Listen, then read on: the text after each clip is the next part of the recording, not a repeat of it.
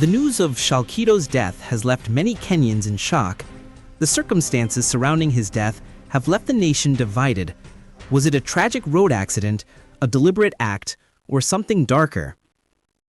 Conflicting accounts, missing witnesses, and a trail of unsettling video clips have only deepened the mystery.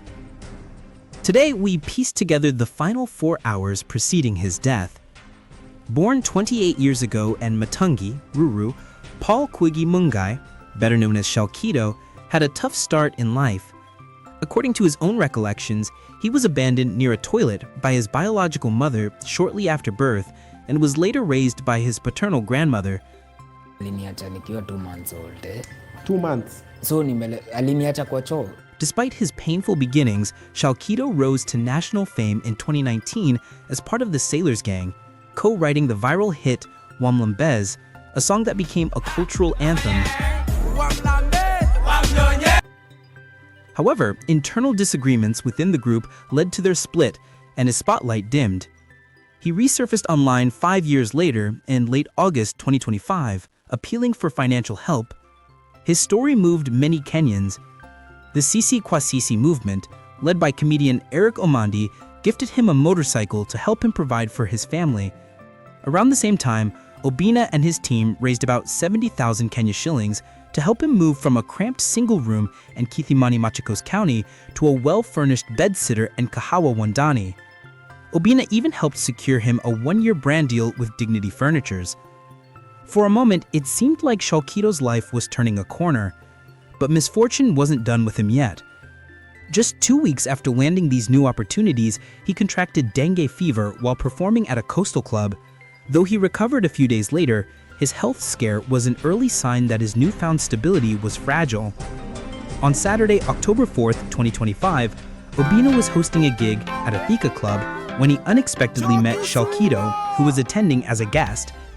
Out of goodwill, Obina arranged for him to perform one of his songs. By around 3 a.m., Obina and his team were preparing to leave for Nairobi. He called Shalkido, who had already left the vicinity and was already at the Thika bypass heading home. He offered to wait for them. They linked up minutes after and joined the Thika Superhighway, Shalkido leading on his motorcycle with Obina following behind in his Range Rover. At around 4 a.m., the group stopped in Ruru, where Obina offered to refill Shalkido's steel tank.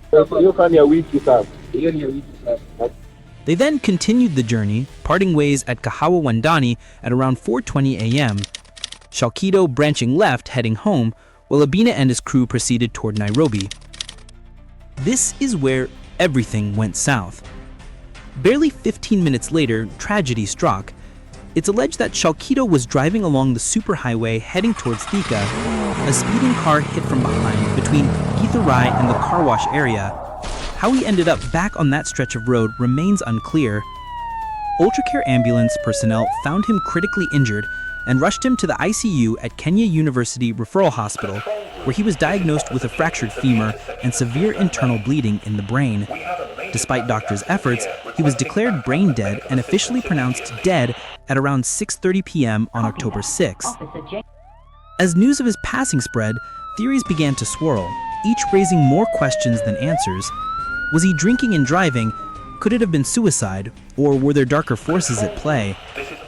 To support these theories, we've managed to dig several footages alleging that he might have been an amateur driver who tried to bite more than he could chew while under the influence of alcohol.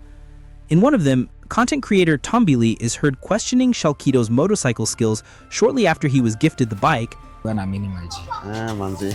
But thank you for... Ulishaanguka already, manzi. Utakujiua. Hii ni serious balo. In another, Obina is seen helping him lock his fuel tank, while netizens comment on his limited technical knowledge or being highly intoxicated. A separate clip at the same vicinity shows Shalkido bragging about his riding prowess. Thank you so much, sir. Of course. Umetupeleka. Na uatanishi. Utagongwa. Okay. So you're sorted. Uko na driving license ya pikipiki? Sina, but nilijifundisha msituni, but I'm a good driver. I'm a professional msituni driver. Okay. But it's something you should consider working on eventually. Yeah. On the suicide theories, he recounts how he attempted to take his life on several instances. Unaona kwa bridge ya Juja. Ikatai kulikuwa na kilori fulani hapo na I think ilikuwa ni TX. Sikumbuki. Nikajua sasa nikimiss hii lori ni sitamiss hii. Then came even more chilling speculation. Some clips resurfaced from past interviews in which Shalkido appeared to foreshadow his own death, leaving fans wondering whether he had premonitions or was battling inner demons. Bro, baada tu kujua kuna watu pia walikuwa wanatutandika spiritually. Unapatiwa ndudhi, shetani anakuandama tu. Inaenda inagonga na lori ukiwa nayo. Kwa Kenya wanafanya funeral cover. So tuone kana zikashosho hapo. Tuweke mama tuweke mtoi. So in case of any eventuality you never know. Medical reports later confirmed that when he was admitted, he was intoxicated, something that complicated treatment. Operating on an intoxicated patient is risky as sedation becomes difficult and the chances of excessive bleeding rise, forcing doctors to proceed with extreme caution. Still, no conclusive evidence has emerged to support any of the circulating theories. There were no eyewitnesses to the accident, and the events of those last 15 minutes remain a mystery. For now, the truth lies buried with him.